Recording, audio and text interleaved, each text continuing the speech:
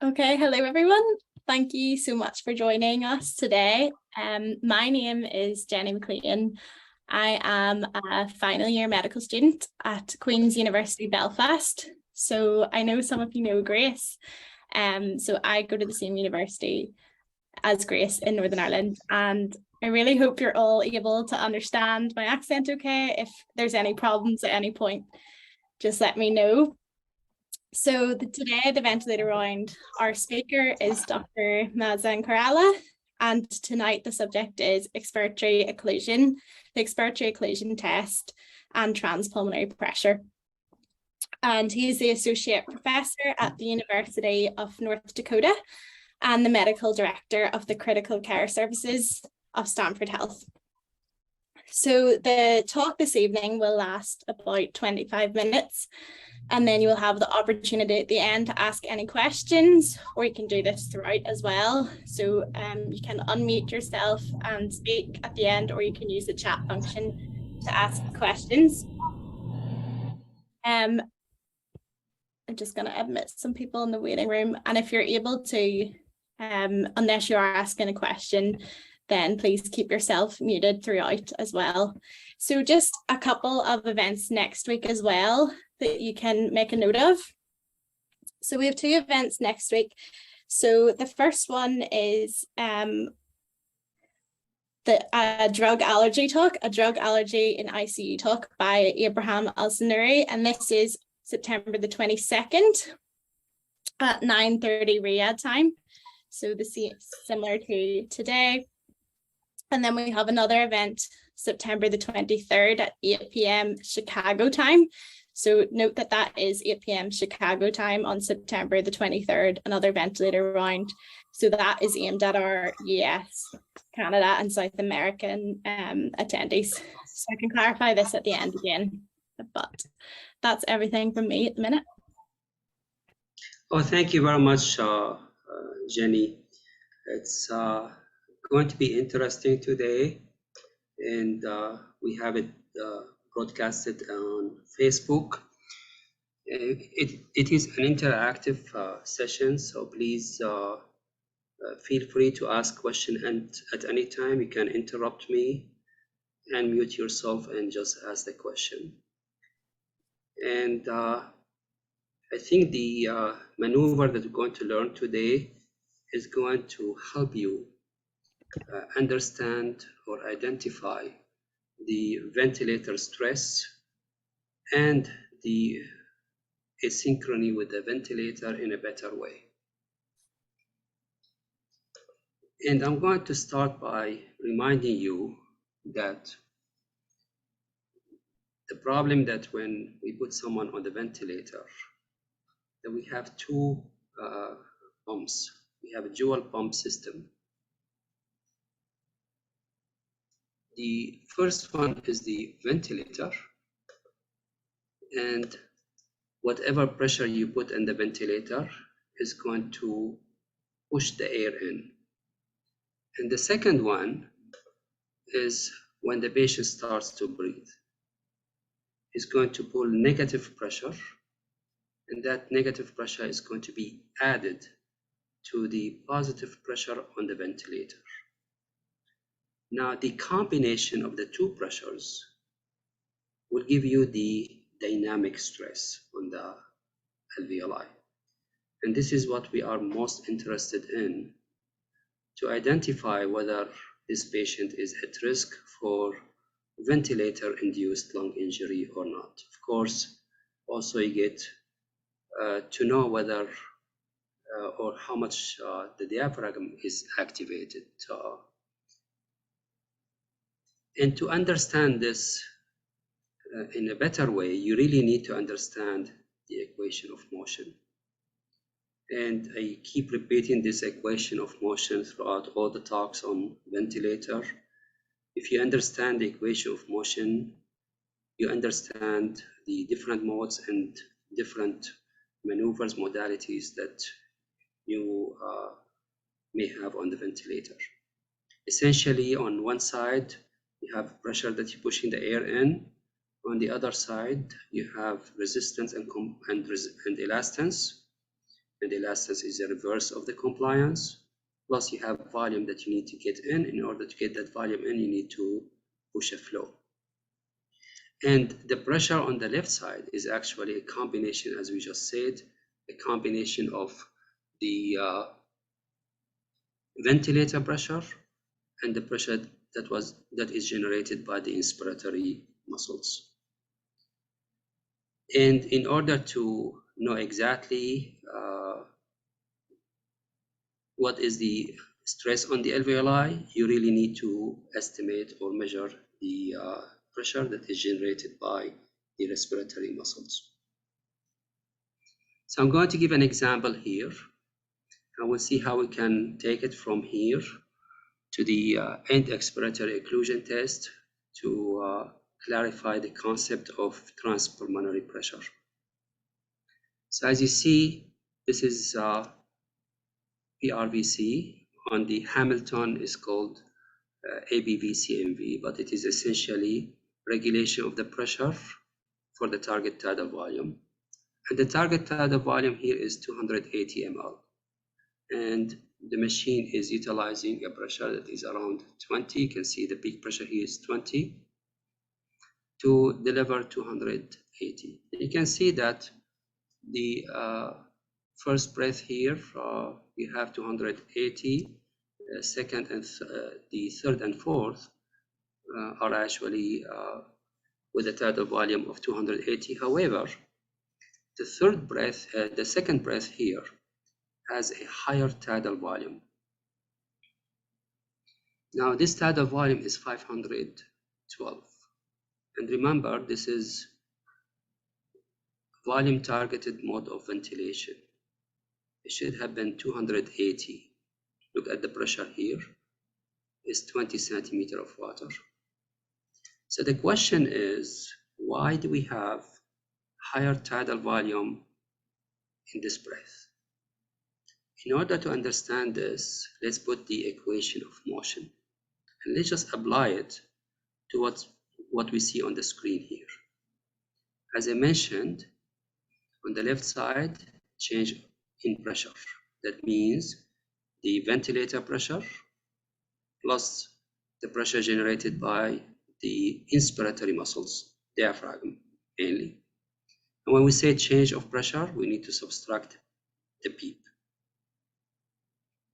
On the right side, we have resistance and flow, plus we have volume that we are intending to put in, and elastance, or 1 over compliance. As I said, the compliance is the reverse of the elastance. Now let's take a look. You can see the flow here is higher than what we have in the previous or the following two breaths after the second breath. And the tidal volume is increased. So if we have increased tidal volume here, increased flow, we should see that there is increase in the pressure. Now, do we have any change in the resistance? Let's take a look. You can imply about the resistance from the expiratory flow. Take a look on the expiratory flow here. There's no limitation. So there's no change in the resistance. At the same time, there's no change in the compliance. You can see the breath right after that was with the same time constant. Even this one is actually associated with larger peak expiratory flow because of the larger tidal volume. But you don't see that there's a change in the compliance, at least on the graphs here. So how do you explain the increased tidal volume? It has to be an increase in the pressure. Okay. So now the PEEP is the same. There's no change in the PEEP. Okay. And the ventilator pressure is the same. We agreed that compliance is the same, resistance is the same, and also the ventilator pressure is the same. It did not go up. It was 20 centimeters of water. So what we imply from this, that it must be a change in the inspiratory muscle pressure of the patient. So the patient participated in this breath. he decreased the intrathoracic pressure, and he increased the transpulmonary pressure. Now the question is, how much pressure did he participate? Did he contribute to? Is there a way we can measure this? Of course, if you put an esophageal catheter, you may be able to measure that. So in other words, we're really interested to know what is the pleural pressure. During that breath, the patient dropped the pleural pressure. And the difference between the airway pressure and that pleural pressure is the transpulmonary pressure. And we usually go with the peak pressure, so we can assess the dynamic stress, the total dynamic stress on the alveoli. Now the alveoli are under, as I said, are under the direct pressure from the ventilator and the negative pressure by the patient. And this is what we need to measure. We need to know what is the pleural pressure that the patient generated. Now, if you take a look on the pressure over time curve, and that's what you see on the ventilator. And if you do not have an esophageal pressure, you don't get to see this. You just see the airway pressure. And you can see here, the patient started the breath, triggered the ventilator, and then the ventilator is pressure controlled. The ventilator delivered the breath. End of expiration here, and then pressure goes down. Now, this is the airway pressure, or the change in the airway pressure between the peak pressure and the PEEP. This is what extended the alveoli from the ventilator side. Now, if we have an esophageal pressure monitor, we can measure the intrathoracic pressure. Of course, we are using the esophageal pressure as a proxy for the intrathoracic pressure. So you can see that the patient is dropping the intrathoracic pressure here. The esophageal pressure is dropped, and then he contributed with this much towards the transpulmonary pressure. And the transpulmonary pressure would be the change in the airway pressure that you see on the ventilator minus the intrathoracic pressure, which is minus. That means it's going to be added to the change in the airway pressure that you see on the ventilator. Now, as I said, we look at the airway pressure mainly, but if you take the plateau pressure, the plateau pressure is used as a proxy for the alveolar pressure that you cannot directly measure. If you take the plateau pressure here, you're looking at the static transpulmonary pressure of the interrespiratory system. So now, let's just see how we can do a very simple maneuver that you have been doing every day to estimate the auto PEEP. And I'm showing you here an example of a patient who has dynamic hyperinflation. You can see that the patient is on PEEP of 8, and this is measured on the airway waveform. And you can see that the patient is not exhaling all the way to 0 level before the next breath. So that means the patient has auto PEEP. Now, in order to measure how much auto PEEP, as you all do, we put expiratory hold. And after putting the expiratory hold, of course, the patient exhaled here, and then we're putting occlusion. While we're occluding the airways, you see that the patient continued to breathe here. He dropped the airway pressure. And you can see that there's an increase. You can detect the PEEP here, and we'll see it in the next breath. But this is the negative inspiratory pressure that was generated by the patient. The machine is not doing anything, but the patient initiated inspiratory efforts. Now, this is after we kept the occlusion for longer time. I think we have here 1, 2, 3, 4, 5, 6, 7 or 8 seconds. It's actually a total of 10 seconds when we put it on the Hamilton. Now, when we talk about the test that we do, it's actually only for one breath. You want to see one breath, and it's usually 5 seconds. But this is used only to illustrate the concept to you. The airways are included, the circuit is included. You can see there's minimal variation, but there is no inspiration or expiration. And you can see the drop in the pressure on the airway circuit here, on the airway waveform. This is where we started the occlusion. And you probably noticed that the pressure goes up gradually as we are measuring the auto beep. So this would represent the auto beep that is in the system, but it is close to 13 centimeters of water. Now, take a look on these three exclusions. There are negative deflections in the system, in the pressure over time. You can see a negative deflection here, another one, and a third one.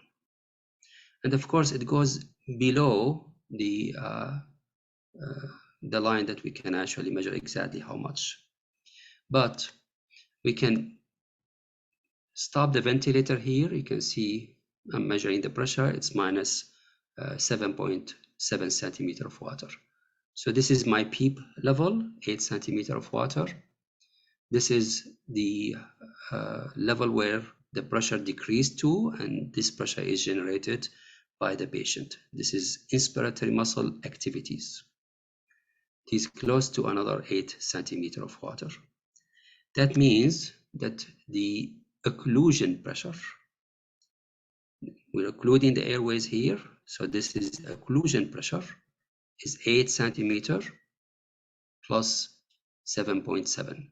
So this 7.7 is below the zero line. That's why I added the 8 centimeters of water. So the 8 centimeters of water that is above the zero line here, which is a PEEP, plus 7.7 below the zero line. That gives me total pressure that is generated by the patient of 15.7 centimeters of water. Now, this has been studied in few trials, actually, not trials, in few studies, small studies actually, but published in 2019. And this one is actually given very good description of the maneuver that we do. And take a look on this again. So the one that I showed you is showing the occlusion for the measurement of the auto beep. But when we do this maneuver to estimate the intrathoracic pressure, what we do is we deliver we do one-way end expiratory occlusion. Of course, that permits expiratory flow, but does not allow for any inspiratory flow. So the occlusion is done here, and then you measure the airway pressure. The first one you see here is the flow. You can see there's no flow. So the airways are occluded. And the second one is the airway pressure. You can see this is the PEEP level, and here is the negative inspiratory effort by the patient. Now, when the airway pressure is dropped, you can see that there is a drop in the esophageal pressure that correlates with the drop in the airway pressure. So that's why we're using this to estimate the esophageal pressure. And the transpulmonary pressure, which is the airway pressure minus esophageal pressure, is very minimal. Here you can see here the airway pressure and the esophageal pressure. Now the occlusion pressure is the negative deflection that is generated by the patient. You can see that the drop in the pressure from the PEEP level to the maximum negative inspiratory pressure. This is the change in the occlusion pressure. Now, we already know the airway pressure, the change in the airway pressure, which is the peak inspiratory pressure minus the PEEP level. So this is the airway pressure. This is exactly what we want. So now you add the airway pressure to the occlusion pressure, and this is your transpulmonary pressure. However, there's some caveats here, because while you're doing occlusion pressure and you're stressing the muscles, so it may not actually represent exactly what is the inspiratory efforts that is done by the patient when it is in dynamic motion. This is in static motion with occlusion. So the patient may generate higher pressure, which may not represent exactly what is the pressure that could be generated while the ventilator is working and the circuit is open for the patient. Now you can see that the last graph here is the electrical activity of the diaphragm. And you can see that we have almost similar electrical activities of the diaphragm in all the breaths, whether they are generated during the ventilator when it was working, or during the occlusion test. And the transpulmonary pressure will be the airway pressure minus the esophageal pressure, which is estimated by the occlusion pressure. And that means that we're adding the occlusion pressure to the airway pressure. Now, in this study, they found that while we can estimate how much esophageal pressure, and they did that on 60 subjects actually, measuring the occlusion pressure and at the same time measuring the esophageal pressure. And usually what they were able to detect that we should take 2/3 of the occlusion pressure. So for example, if your occlusion pressure was 10 centimeter of water, you take 2/3 of it, 7 centimeter, towards the equation for the transpulmonary pressure. You can see this is the dynamic transpulmonary pressure. You're taking the peak airway pressure minus the PEEP. And then in addition to that, you add 2/3 of the occlusion pressure, which is negative, meaning that minus the negative value, that would be a positive value. You can also estimate the activity of the inspiratory muscle pressures, which is the spontaneous efforts of the patient, by multiplying the occlusion pressure by or taking 75% of the occlusion pressure. And of course, you can put the minus sign in front of it, because the pressure is positive and is added to the airway pressure. So based on that, they proposed clinical algorithm to monitor the respiratory muscle pressures and the dynamic transpulmonary pressure swings. And in general, the proposed algorithm is that you do this occlusion pressure every 4 to 8 hours, and the occlusion should be for 3 single breaths. And then each one is 5 seconds, and you can do it 3 times and get the average pressure. And then you can estimate the respiratory muscle pressure and the dynamic transpulmonary pressure by the equations that I just mentioned here. Now, what are the targets? The targets that you do not want a dynamic transpulmonary pressure more than 16. We usually seek for 15, but this is what they put in their proposed algorithm. And the target is to keep the respiratory muscle pressure less than 13. If you have a condition that the transpulmonary pressure is above 16, 17, and the predicted respiratory muscle pressure is above 13 to 15, at that time they would consider if there's a way that you can put esophageal probe would be preferred. If you don't have this ability, at that time you need to increase, to modify the settings on the ventilator, or mainly to increase sedation for the patient in order to achieve the predicted respiratory muscle pressure and the dynamic transpulmonary pressure. If the pressures of the muscles less than 13, or the predicted transpulmonary pressure less than 16, at that time you're at target and you're fine. Patient can continue doing his inspiratory efforts along with the ventilator. Now, there are multiple benefits of this Endo-Expiratory occlusion test. Of course, there's hemodynamic benefits that I think Dr. Hassan Hawa once discussed this, but there are multiple other benefits that you can gain on the ventilator from this very simple maneuver that you can do on any ventilator. So as I mentioned, that number one, we can detect excessive respiratory efforts. And when we detect excessive respiratory efforts, that means we're actually putting stress on the diaphragm. And I think I'm going to put a talk about how we protect the diaphragm. You all know about lung protective strategy. Now things are changing towards lung and diaphragm protective strategy.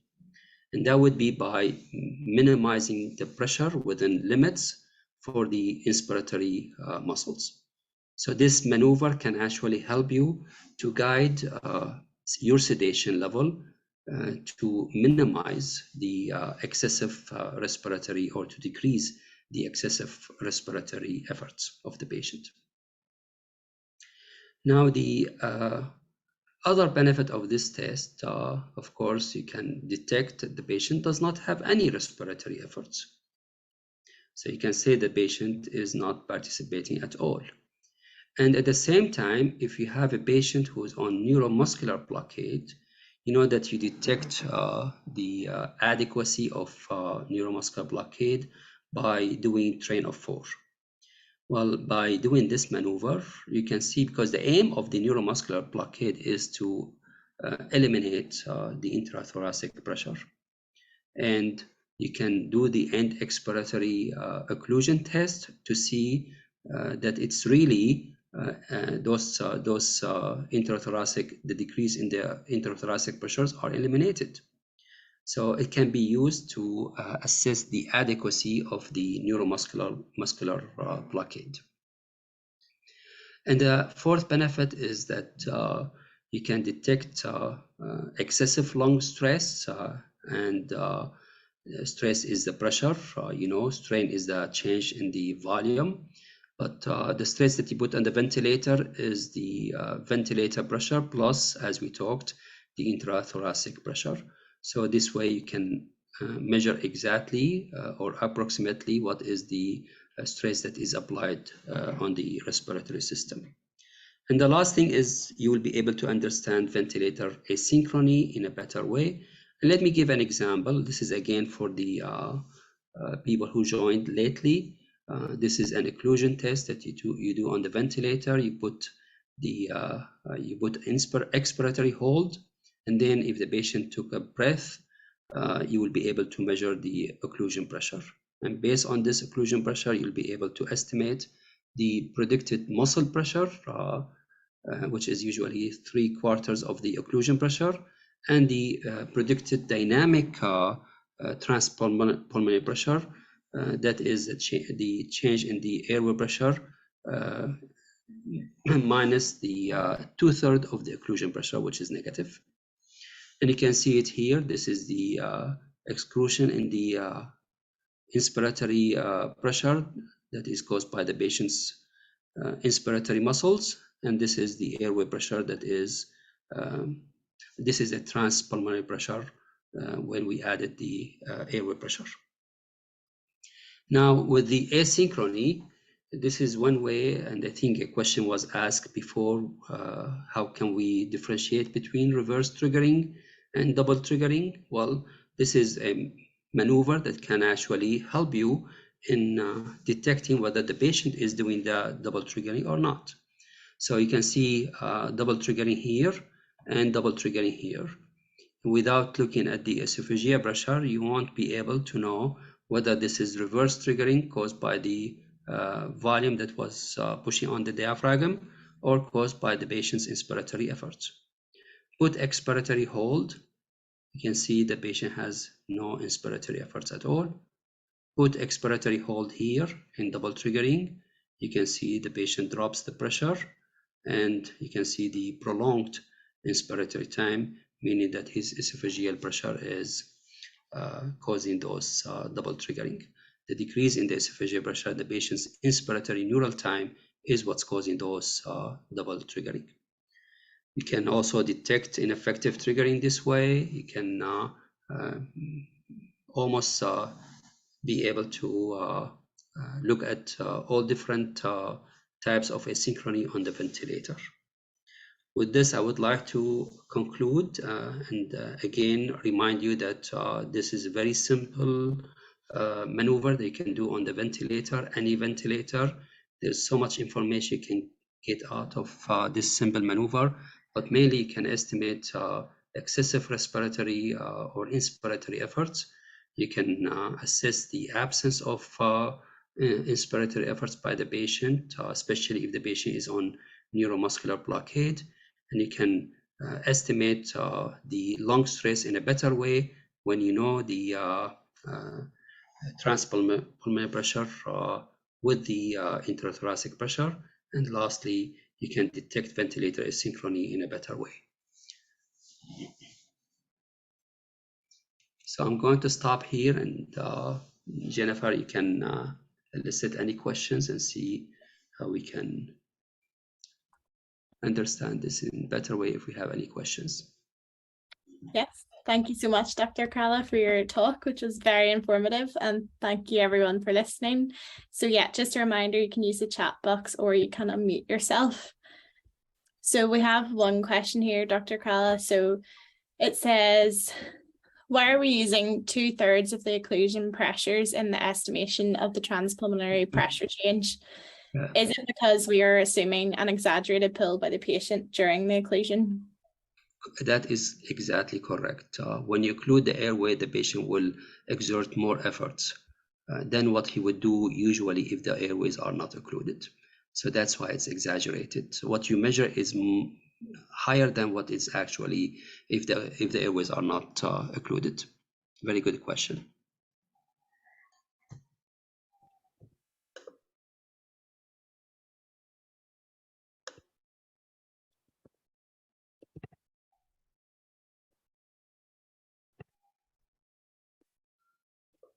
Do we have any other questions? I'm going to look at Facebook, see if there are any questions posted.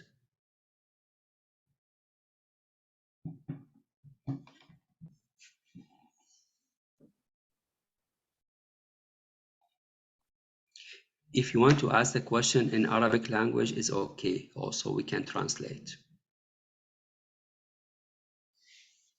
السلام عليكم دكتور مازن. أهلا دكتور. Doctor, what is the role of endo-expiratory occlusion test in assessing the volume responsive? Doctor, what is the role of I'm sorry, say the question again, doctor. What is any role for this test in volume assessment for the volume status? Oh yes, you can, of course, and this is another separate talk. I think Dr. Hassan Hawa already talked about that, and there is a webinar posted on our website about occlusion test and hemodynamic changes. So now let me ask you, if you occlude the airways, what happens to the intrathoracic pressure?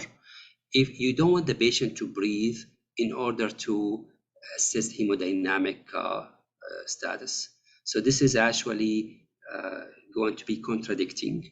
If the patient started to breathe, it's going to be difficult to assess hemodynamic status. But if you put end expiratory hold and the patient does not take inspiratory efforts, at that time you can stabilize the hemodynamic. Of course, the venous return goes down during inspiration on the ventilator because of the positive pressure. And when you put expiratory hold, the venous return would increase. And if you hold the expiration long enough to let the increased venous return reach the left side, you will see that the cardiac output or stroke volume is increased. And that would be an indication that the patient is fluid responsive. So you're changing the pressure and looking at the venous return and the stroke volume. But that's completely different than the aim of our talk today.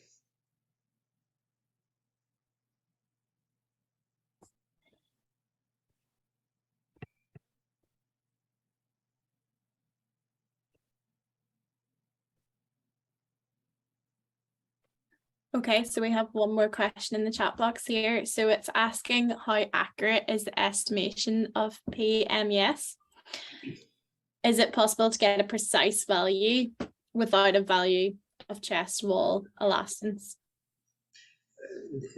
Excellent question, actually. It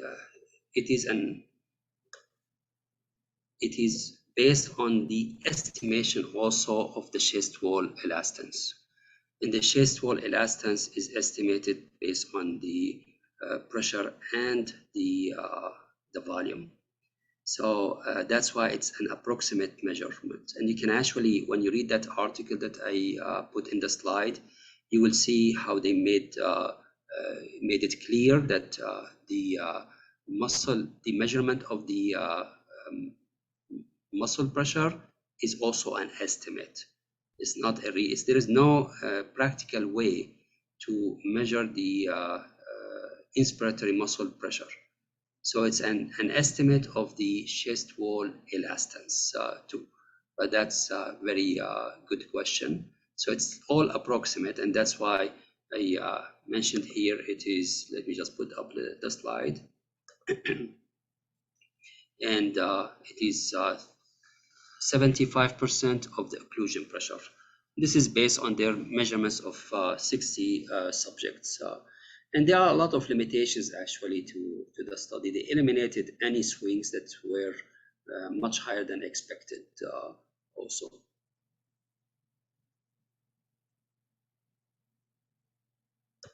Okay, so we have another one in the chat here, and it says, you mentioned that you want to protect the diaphragm. My understanding is that the diaphragm atrophy or harm is related to its underutilization with mechanical ventilation. So are you saying that too much muscular effort could be harmful? That is correct, actually. You don't want too much muscular efforts, and you don't want to eliminate muscular efforts completely. In fact, there's another study that when I put the talk about the diaphragm lung protection, you will see that when it is guided by the esophageal pressure, they like to keep the swings around 7 centimeters of water. Now, this study is not looking at protection. So we don't know, this is only looking at the measurement of the pressure. And they put the target here that they want a target of the muscular pressure less than 13. This may not be actually what is associated, because you need to study that. You need to look at the clinical data to see what is the best target for the inspiratory muscle pressures. But that's, those questions are actually telling me that you have a deep understanding of the concept and mechanical ventilation. So a follow-up question from that is, how much protection is too much? Like how much? I gave actually probably between 7 to 10 would be a very fair number to keep your inspiratory efforts at. You don't want to eliminate, you don't want to minimize this more. But again, we need clinical studies to know exactly what is safe range for the inspiratory muscle pressure.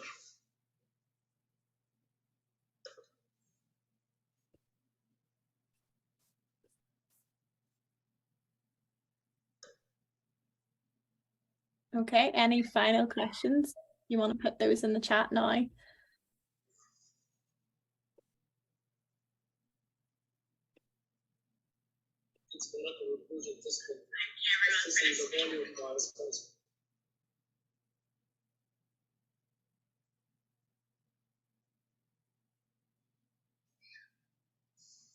Okay, so just thank you very much. So just to remind you, I see some people have registered for the ventilator session for next week. You need to pay attention that it is at 8 p.m. Central Daytime, which is Chicago time. So this is actually designed mainly for our residents, fellows, and colleagues in the States, in Canada and South America, because there's the comments I got that they are difficult to attend because of different timing. Now it is 1 or 2:30 in the afternoon. It is most of the residents are still rounding and difficult to attend. So if you registered, it would be 4 o'clock in the morning on the 24th. And again, this is not intended towards the Middle East audience. But thank you very much for your attendance here. Thank you for your support to ICU Reach, and we'll see you next Wednesday at 9:30 p.m. where Dr. Ibrahim Al-Sannouri is going to be talking about drug allergy in the ICU. I think it's going to be very interesting, and we're going to learn new things hopefully during his talk. Jennifer, anything you wanted to add? No, that's all from me as well. Just thank you everyone, and thank you for participating with your questions as well. And we'll see you next week.